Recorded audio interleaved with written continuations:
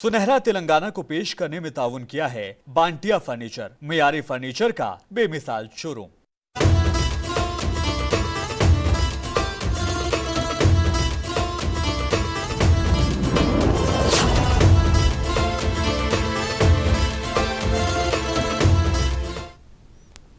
आदाब, सुनहरे तेलंगाना में आपका इस्तकबाल है। मैं हूं आपके साथ सैयद अनवारुल्लाह गौरी। आगे बढ़ने से पहले नजर डालेंगे हेडलाइंस पर।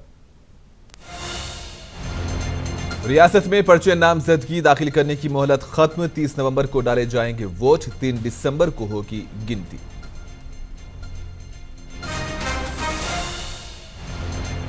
रेवंत रेड्डी ने कामारेड्डी से दाखिल किया पर्चे नामजदगी। केसीआर पर तमाम तबकात को धोखा देने का लगाया इल्जाम।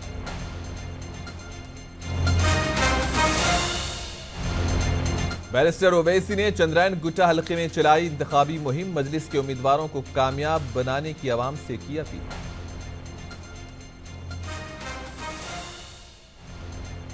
नारायण खेड़ में लम्हे आखिर में कांग्रेस ने किया उम्मीदवार तब्दील। सुरेश शेटकर के बजाय संजीव रेड्डी को बनाया उम्मीदवार।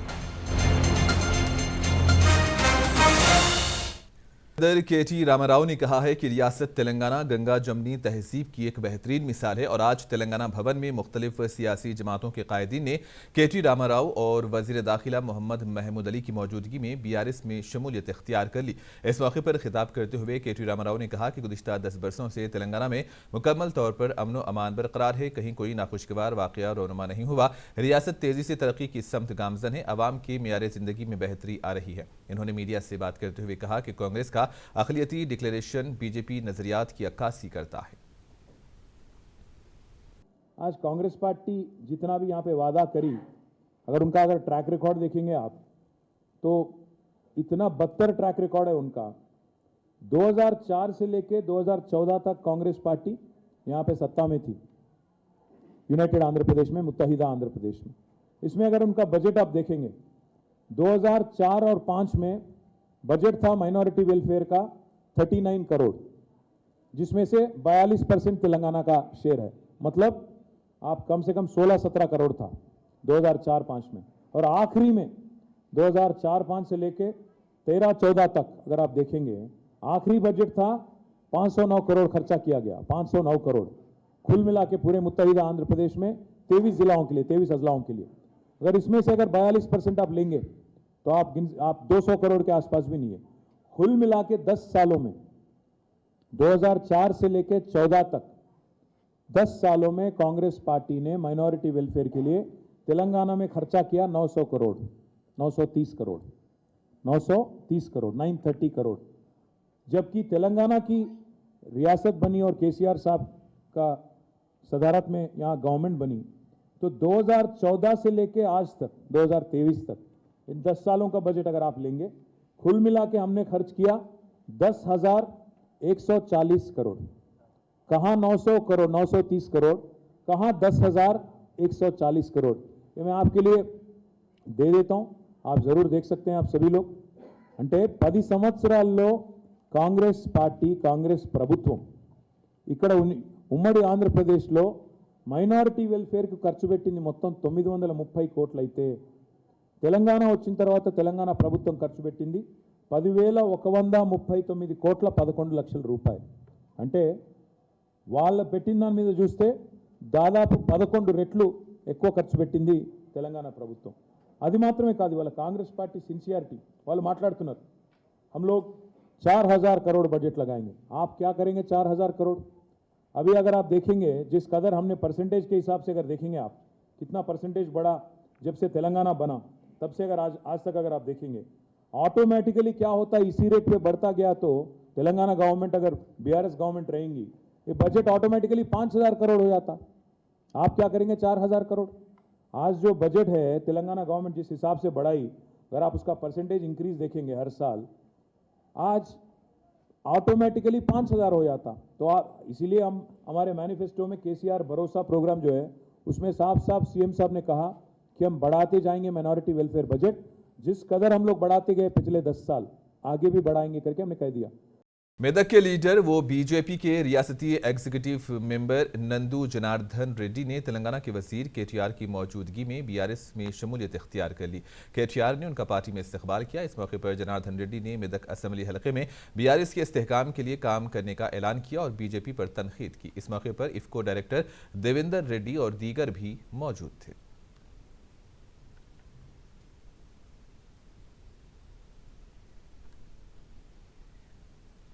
तेलंगाना के वजीर पी अजय कुमार ने खम्मम असेंबली हलके से बीआरएस पार्टी के उम्मीदवार की हैसियत से अपना पर्चे नामजदगी दाखिल किया। इस मौके पर रुकने पार्लियामेंट नामा नागेश्वर राव और बीआरएस पार्टी के दीगर कायदीन भी मौजूद थे।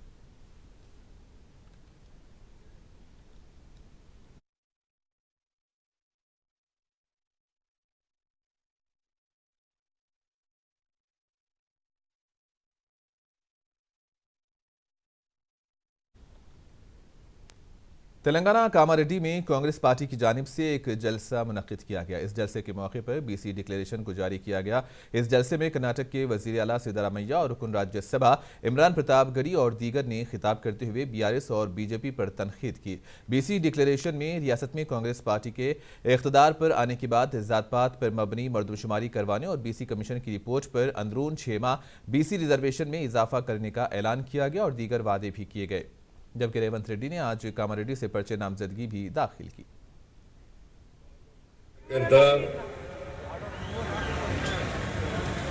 పిసిసి అధ్యక్షులు నీ కాళ్ళు కడిగి నెత్తి మీద పోసుకుంటా అంటే మా అమ్మ నమ్మింది. నీ నిజంగా మంచోడు ఉన్నాడని అనుకున్నది. మీ అమ్మ పంచాయతీ అంతటితో ఆగలే. హరిజనులు పూర్తిగా చెప్పదని మొదలు నిలబెడతారు. హరిజనులు ముఖ్యమంత్రి అన్నాడా లేదా? ఇంటికో ఉద్యోగం అన్నాడా లేదా? ఏది అదే ఇక వాళ్ళ కుటుంబం నిజంగానే సోనియా గాంధీ ఇవ్వకపోతే మేమందరం కొట్లాడటం కూడా ఎవరు మధు యాష్కి కానీ అదేవిధంగా ఏది పొన్నం ప్రభాకర్ మేమందరం కొట్లాడినాం. రాజ్యసభలో మేము కొట్లాడినాం. आपने जिस दिन से यह बीड़ा उठाया कि तेलंगाना को केसीआर से मुक्त कराना है, आजाद कराना है, उस दिन से आप अपने मिशन पर लगे। और जब केसीआर ने यह कहा कि हम कामारेड्डी जा रहे हैं, तो कोई दूसरा नेता होता तो कहता ठीक है जाओ हम अपनी सेफ सीट पे लड़ रहे हैं। लेकिन मर्दानगी इसको कहते हैं कि आपने केसीआर से कहा कि अगर कामारेड्डी जाओगे तो हम कामारेड्डी तक तुम्हारा पीछा करेंगे, तुमको छोड़ेंगे नहीं, तुमको हरा करके वापस भेजेंगे। मैं आपकी इस मर्दानगी की दाद देता हूं। राह में खतरे भी हैं लेकिन ठहरता कौन है। सदर कुल हिंद मजलिस इत्तेहादुल मुस्लिमीन व रुकन पार्लियामेंट हैदराबाद बैरिस्टर असदुद्दीन ओवैसी ने चंद्रयानगुट्टा असेंबली हलके के उपुगुड़ा बलदी डिवीजन्स में पैदल दौरा करते हुए कायद मुकर्रना मजलिस अकबरुद्दीन ओवैसी के हक में इंतखाबी मुहिम चलाई। इस मौके पर बैरिस्टर ओवैसी ने घर घर जाकर आवाम से मुलाकात करते हुए मजलिस के इंतखाबी निशान पतों को वोट देने की आवाम से अपील की। इस पैदल दौरे के मौके पर आवाम ने जगह जगह बैरिस्टर ओवैसी और कायद मुकर्रना मजलिस अकबरुद्दीन ओवैसी का वालिहाना इस्तकबाल किया।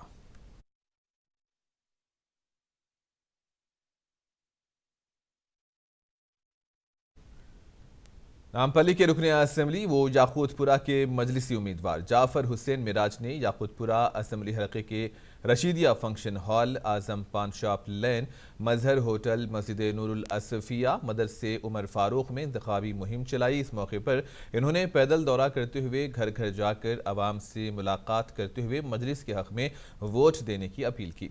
इस पैदल दौरे में मजलिस के यूथ लीडर यासिर अरफात, मजलिस के कारपोरेटर्स और पार्टी के कायदीन के अलावा सरगर्म कारकुनों ने भी हिस्सा लिया।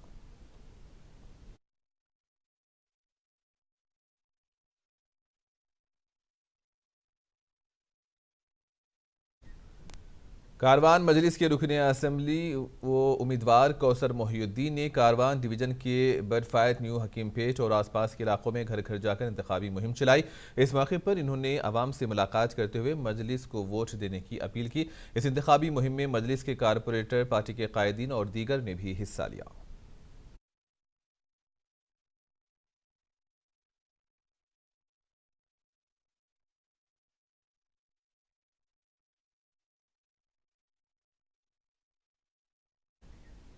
रुकने असेंबली डी विनय भास्कर ने बीआरएस पार्टी की जानिब से वरंगल मगरबी असेंबली हलके से पर्चे नामजदगी दाखिल की। इस मौके पर विनय भास्कर ने मीडिया से बात करते हुए कहा कि वो वज़ीर आला केसीआर के आशीर्वाद से असेंबली इंतखाबात में फिर एक बार मुकाबला कर रहे हैं।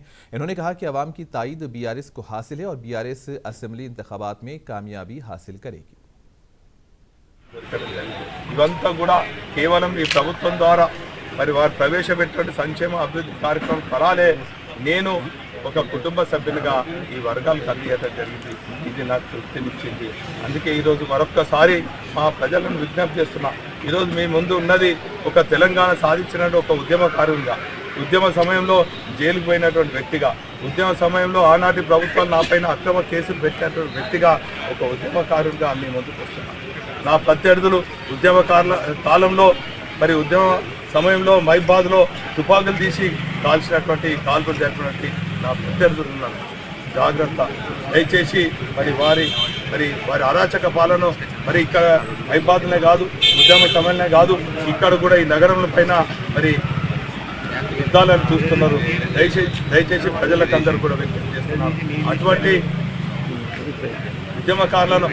ఉద్యమకారుల పైన తుపాకులు మోత మోగించినటువంటి నాయకులను దయచేసి మీ గల్లీలో రానియకండి, మీ దరిదాపులను కూడా రానియకండి చెప్పి ఈ సందర్భంగా మా పార్టీ మరొక కుటుంబం లాగా మా అందరినీ, మా శ్రేణులందరినీ కూడా కాపాడుకుంటూ ముందుకు పోతుంది. हल्के असेंबली नारायणपेट से कांग्रेस पार्टी उम्मीदवार के तौर पर चिट्टम प्रियंका रेड्डी ने एक और सेट पर्चे नामजदगी का दाखिल किया। इस मौके पर कांग्रेस पार्टी के कायदीन भी मौजूद थे, जबकि बीएसपी की जानिब से बोदिगाला श्रीनिवास ने अपना पर्चे नामजदगी दाखिल किया है।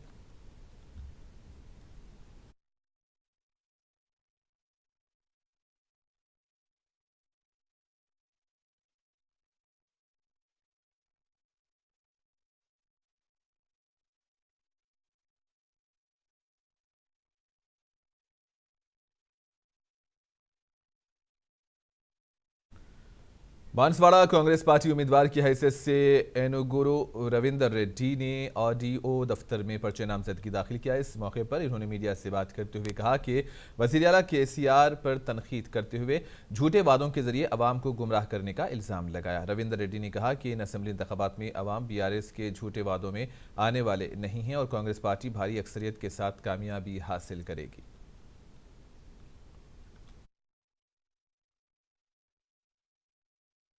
గతంలో నేను ఎమ్మెల్యే ఉన్నప్పుడు అసలు ఫారెస్టులను మా భూముల దగ్గర రానియకపోతుంది. కానీ 5 సంవత్సరాల్లో మరి లంబాడి నాయకులు ఎవరైతే పాపం 30-40 సంవత్సరాల నుంచి బీదలు బీసీ వాళ్ళు కూడా చాలామంది 30-40 సంవత్సరాల నుంచి భూములు చేసుకొని బతుకుతా ఉన్నారు. అలాంటి వారి భూములలో పోయి దౌర్జన్యంగా చెట్లు నాటే కార్యక్రమం చేస్తూ ఉన్నారు. కానీ ఎల్లారెడ్డి కాన్ఫరెన్స్లో 5 సంవత్సరాలు ఒక్క దగ్గర కూడా రాకుండా నేను అడ్డుకున్నా. కాబట్టి నేను ఇక్కడ కూడా చాలామంది నాయకుల భూములు, పోడు భూములు వాళ్ళు చెట్లు నాటే కార్యక్రమం చేశారు. డెఫినెట్గా రాబో రోజుల్లో మేనిఫెస్టోలో కూడా కాంగ్రెస్ పార్టీ పెట్టడం జరిగింది. దాన్ని తూచా తప్పకుండా పోడు భూములు మొత్తం ఎవరెవరైతే నాయకులు, లంబాడి నాయకులు కానీ, బీసీలు కానీ, ఎస్సీలు కానీ ఎవరైతే ఉన్నాయో గతం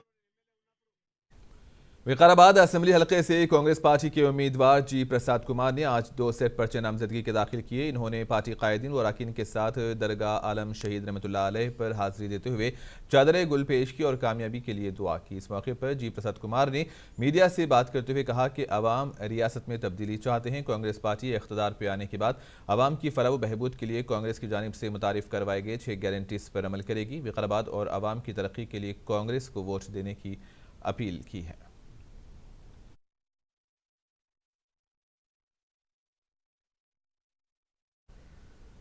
हल्के असेंबली मलकाजगिरी से बीजेपी के साबिक रुकन कानून साज कौंसिल रामचंद्र राव ने पर्चे नामजदगी दाखिल की। इस मौके पर रामचंद्र राव ने बात करते हुए कहा कि बीजेपी को अवामी तायद हासिल है कि अवामी तायद के जरिए मलकाजगिरी से बीजेपी कामयाबी हासिल करेगी। रियासत और असेंबली हल्के की तरक्की के लिए बीजेपी को वोट देने की भी अपील की गई है।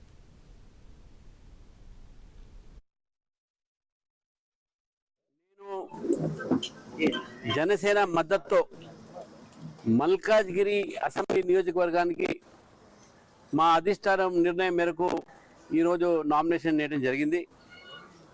మరి ఆలస్యంగా దిగిన బలంగా దిగుతున్నాను, ధైర్యంతో దిగుతున్నాను, ఆత్మవిశ్వాసం దిగుతున్నాను.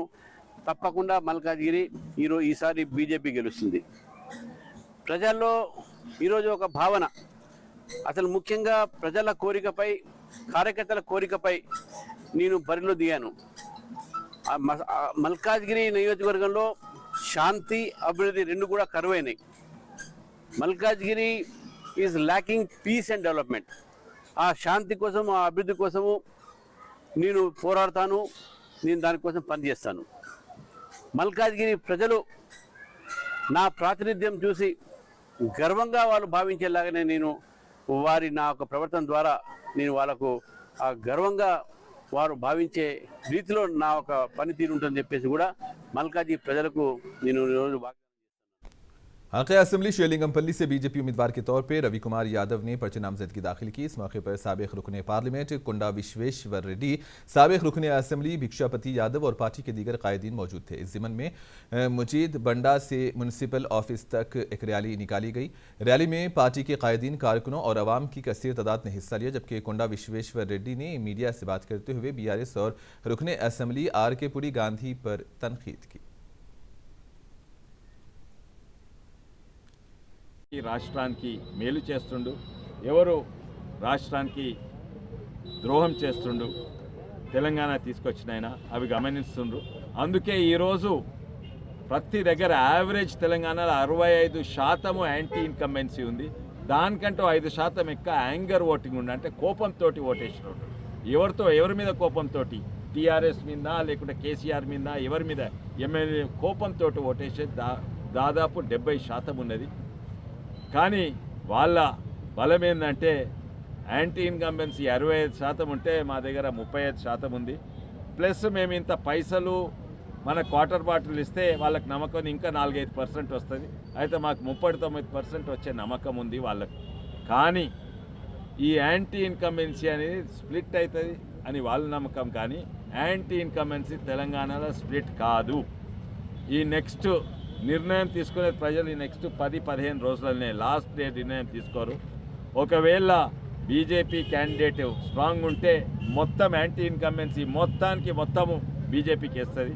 ఒకవేళ ఇంకెవరన్నా కాంగ్రెస్ ఉంటే కాంగ్రెస్కి ఇస్తుంది.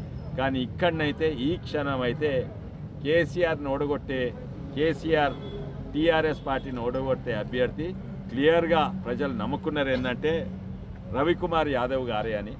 ఇదే ఊపు కంటిన్యూ చేస్తాడు. जुगल असेंबली हल्के से कांग्रेस पार्टी उम्मीदवार की हैसियत से टोटा लक्ष्मी कांता राव ने पर्चे नामजदगी दाखिल किए। इस मौके पर इन्होंने मीडिया से बात की और कांग्रेस के इख्तिदार में आने के बाद 6 गारंटीज पर अमल करने की बात कही। आवाम की फलाह व बहबूद और असेंबली हल्के की तरक्की के लिए कांग्रेस को वोट देने की राय दहिंदों पर जोर दिया गया।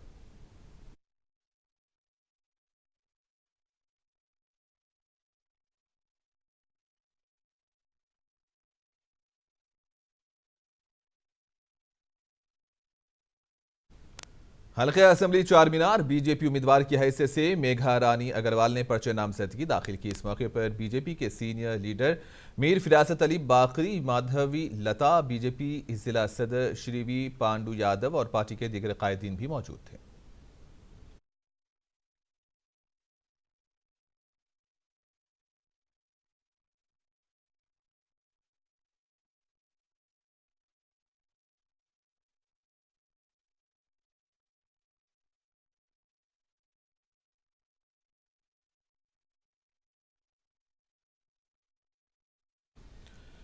हल्के असेंबली जुबली हिल से MIM उम्मीदवार की हैसियत से शेखपेट के कारपोरेटर फराज उद्दीन ने अपना पर्चे नामजदगी दाखिल किया। इस ज़िमन में पार्टी की जानिब से एक रैली भी निकाली गई।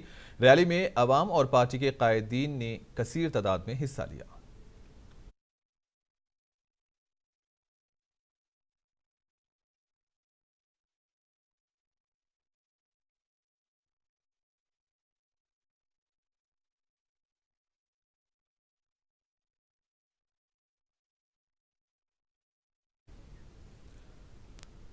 हल्के असेंबली चारमीनार से BSP की जानिब से पार्टी के सीनियर लीडर अबरार हुसैन आज़ाद ने पर्चे नामजदगी दाखिल की। इस मौके पर BSP के कायदीन और पार्टी के कारकुन भी मौजूद थे।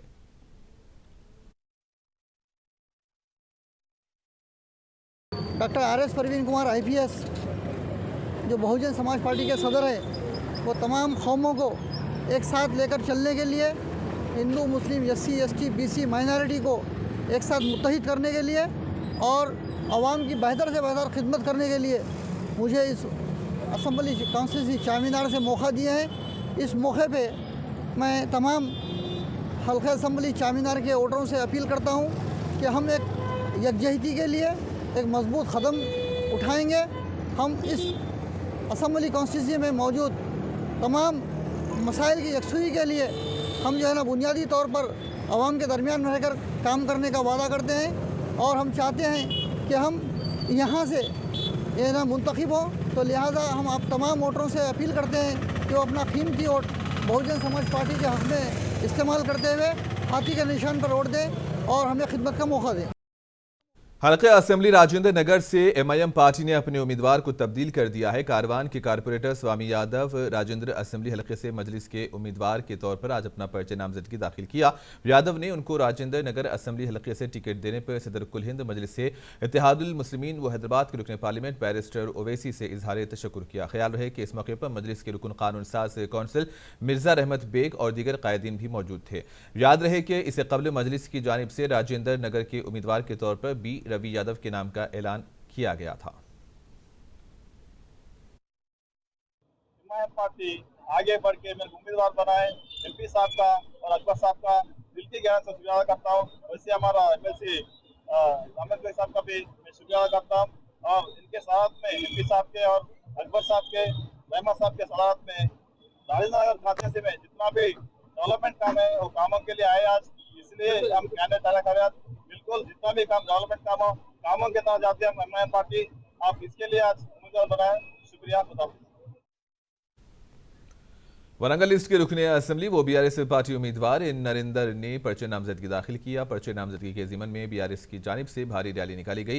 रैली में कानून साज काउंसिल के डिप्टी चेयरमैन बंडा प्रकाश, मेयर जी सुधारानी, बीआरएस के कारपोरेटर्स, अवाम और पार्टी के कायदीन व कारकुनों की कसीर तादाद ने हिस्सा लिया। इस मौके पर रुकने असेंबली एन नरेंद्र ने अवाम की तरक्की के लिए बीआरएस को वोट देने की अपील की।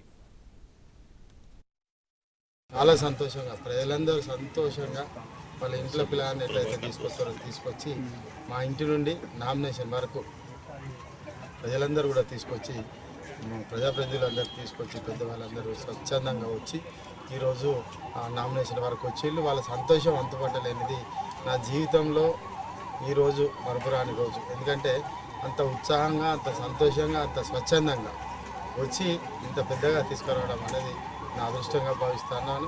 ఈ బాధ్యతను భవిష్యత్తులో ఇంకా గొప్పగా నిలబెట్టుకుంటాను, ఇంకా వారి మన్ననలు పొందుతాను।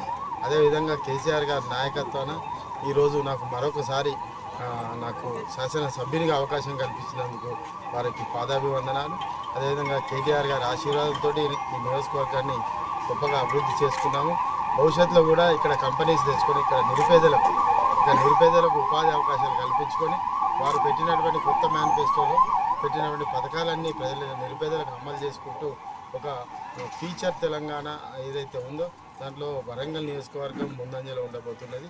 కాబట్టి నిరుపేద నిర్మూలన జరగాలి, ఆర్థిక వ్యవస్థ పెంపొందించాలి, ఇక్కడ సమాజం ఇంకా గ్రోత్ రావాలన్న ఉద్దేశంతో అన్నిట ముంగడ ఉండడానికి ముందుకు తీసుకుపోతున్నాం। కాబట్టి అభివృద్ధి సంక్షేమాన్ని మీరు ముందుకు తీసుకోవాలి। కాబట్టి మూడోసారి ముఖ్యమంత్రి కేసీఆర్ గారిని చేయాలని నియోజకవర్గ ప్రజలందరినీ కోరుకుంటూ మీ అందరి ఆశీర్వాదంతో మరొకసారి నామినేషన్ వేశాను। మీ అందరికీ బీఆర్ఎస్ పార్టీ తరఫున అభ్యర్థిగా। तेलंगाना में असेंबली इंतखाबात के लिए पर्चे नामजदगी दाखिल करने का अमल आज मुकम्मल हो गया है। 3 बजे से पहर तक तमाम पार्टियों और आज़ाद उम्मीदवारों ने अपने अपने पर्चे नामजदगियां मुतालिका रिटर्निंग ऑफिसर को पेश किए। 13 नवंबर को तमाम पर्चे जात की जांच पड़ताल होगी, जबकि पर्चे नामजदगियां वापस लेने की आखिरी तारीख 15 नवंबर है। तो वहीं 30 नवंबर को वोट डाले जाएंगे और 3 दिसंबर को वोटों की गिनती अमल में आएगी। इलेक्शन कमीशन की जानिब से पुरअमन इंतखाबात के इनेकाद के लिए वसी पैमाने पर इंतजाम किए गए हैं।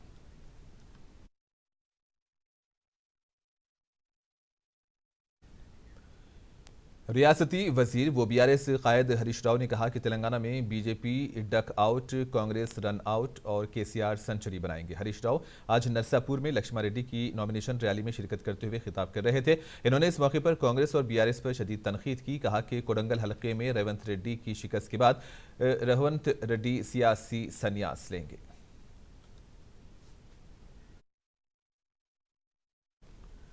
कांग्रेस पार्टी ने नारायणखेड़ असेंबली हलके के लिए अपने उम्मीदवार को लम्हे आखिर में तब्दील कर दिया। कल देर रात इस हलके से सुरेश सेक्टर के नाम का ऐलान किया गया था। वो आज पर्चे नामजदगी दाखिल करने को पहुंचे थे कि इसी दौरान कांग्रेस हाईकमान ने यहां उम्मीदवार तब्दील करते हुए संजीव रेड्डी को उम्मीदवार बना दिया। बताया जा रहा है कि सुरेश सेक्टर और संजीव रेड्डी के दरमियान मुफाहिमत कराई गई है और सुरेश सेक्टर को MP सीट देने का तयक़ुन दिया गया है, जिसकी वजह से वो राजी हो गए हैं। इसीलिए आज सुरेश सेक्टर की बजाय संजीव रेड्डी ने नामजदगी दाखिल की।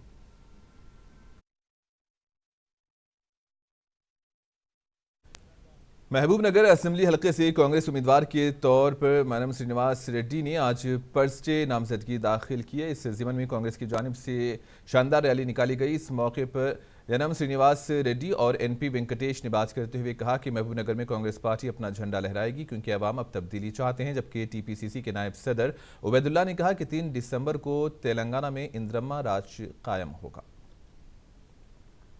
సేవాదల్ క్యాప్ పెట్టుకున్నాం అంటే ప్రజలకు ఎమ్మెల్యే అయి సేవ చేయాలన్న ఉద్దేశంతో ఈరోజు నామినేషన్ పత్రాలు దాఖలు చేస్తాం. ఎమ్మెల్యే పదవి అంటే అధికారం కాదు, ఎమ్మెల్యే పదవి అంటే సింహాసనం కాదు, ఎమ్మెల్యే పదవి అంటే రాజరికం కాదు. ప్రజాస్వామ్యంలో ఉన్నాం. ప్రజలు మెచ్చితే ఎమ్మెల్యే అవుతాం, మంచి పనులు చేస్తే మళ్ళీ ఇంకోసారి గెలిపిస్తాం. ఇది స్థూలంగా ప్రజాస్వామ్యం యొక్క అర్థం. కానీ ఇక్కడ మహబూబ్ నగర్లో మనం చూస్తున్నది ఏంటంటే ఒకసారి కుర్చీ మీద కూర్చోబెట్టిరు. खम्मम में डॉक्टर कोरापाटी प्रदीप कुमार की क़ियादत में एक तंजीम की जानिब से एक रैली निकाली गई। इस रैली से कांग्रेस पार्टी उम्मीदवार T नागेश्वर राव ने खिताब करते हुए कहा कि तेलंगाना में कांग्रेस पार्टी इख्तियार पर आने के बाद 6 गारंटीज पर अमल करेगी। उन्होंने BRS पर तनकीद की। इस प्रोग्राम में सिटी कांग्रेस सदर मोहम्मद जावेद, मार्केट कमेटी के साबिक चेयरमैन मनुकुंडा राधा किशोर और दीगर ने शिरकत की। ఈనాడు తెలంగాణ ప్రజలు సోనియా గాంధీ గారికి పట్టం కడుతున్నారు, కాంగ్రెస్ ప్రభుత్వాన్ని తీసుకొస్తున్నారు, కాంగ్రెస్ పార్టీని గెలిపిస్తున్నారు. మీ అందరికీ చేతులెత్తి నమస్కరిస్తూ ధన్యవాదాలు తెలియజేస్తున్నా. మిత్రులు నాగుల మీరా గారు చెప్పారు, నారాయణరావు గారు చెప్పారు. ఇక వాళ్ళని గురించి నేను పెద్దగా పొద్దాగా మాట్లాడితే ఇంకా బాగోదు అనుకుంటున్నా. ఎందుకంటే మీకు ఏదైనా తెలవంది ఉంటే నన్ను అడగండి, ఆయన గురించి నేను చెప్తా. కానీ నా గురించి ఆయన గురించో ఇంకా పొద్దాగా చెప్తే అది బాగోదు. మీకు ఒకటి చెప్పదలుచుకున్నా. నిన్నటి దాకా అంటే 5 సంవత్సరాల క్రితం దాకా నేను ఏదో ఒక దాంట్లో ప్రభుత్వంలో కానీ ఎమ్మెల్యేకి కానీ ఇక్కడ ఉండే అవకాశం. हलके असेंबली नारायणपेट से कांग्रेस पार्टी उम्मीदवार के तौर पर चिट्यम प्रियंका रेड्डी ने आज एक और सेट का पर्चे नामजदगी दाखिल किया। इस मौके पर कांग्रेस पार्टी के कायदीन केशव कुमार रेड्डी, सुधाकर और दीगर भी मौजूद थे। प्रियंका रेड्डी ने पर्चे नामजदगी दाखिल करने के बाद आज जुमा के मौके पर नारायणपेट शहर की मुख्तलिफ मसाजिद के पास जाकर मुस्लिम राय दहिंदों से अपने हक में वोट का इस्तेमाल करने की अपील की।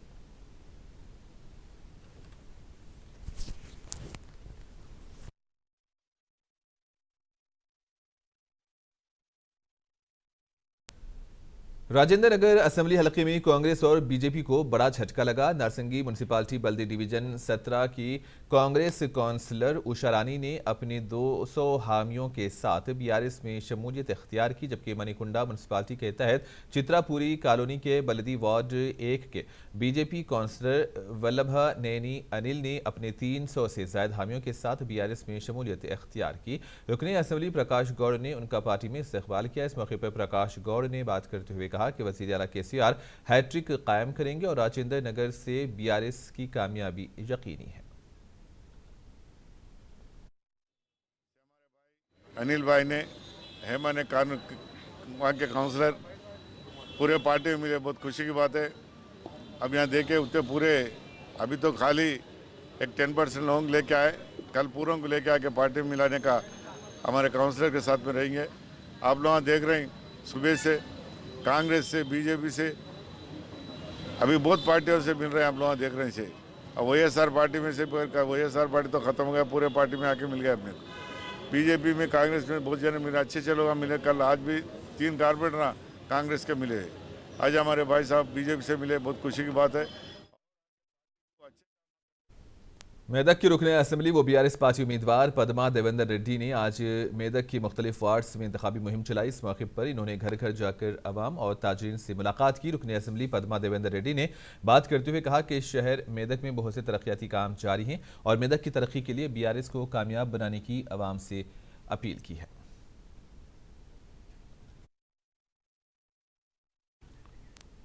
मेदक असेंबली हलके से भारत चैतन्य युवा जना पार्टी की जानिब से वनपर्ती रोहित ने पर्चे नामजदगी दाखिल की है और इस मौके पर इन्होंने मेदक की तरक्की के लिए भारत चैतन्य युवा जना पार्टी को वोट देकर कामयाब बनाने की राय दहिंदों से अपील की।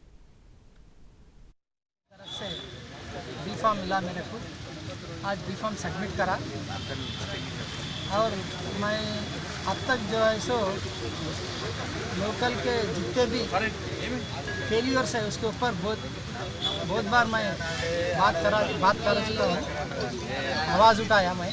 और एक क्या है बोले तो, और आखिर में हेडलाइंस पर एक और नजर। रियासत में पर्चे नामजदगी दाखिल करने की मोहलत खत्म, 30 नवंबर को डाले जाएंगे वोट, 3 दिसंबर को होगी गिनती।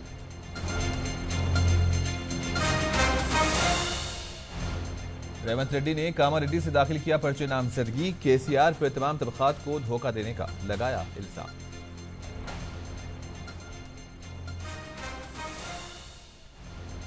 बैरिस्टर ओवैसी ने चंद्रैन गुट्टा हलके में चलाई इंतखाबी मुहिम, मजलिस के उम्मीदवारों को कामयाब बनाने की आवाम से की अपील।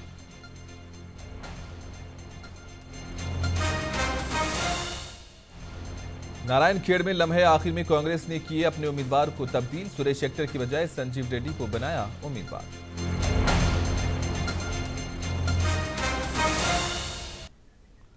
और इसी के साथ ही न्यूज बुलेटिन सुनहरे तेलंगाना का यहीं पर इख्तिताम होता है। दीजिए इजाजत, अल्लाह हाफिज।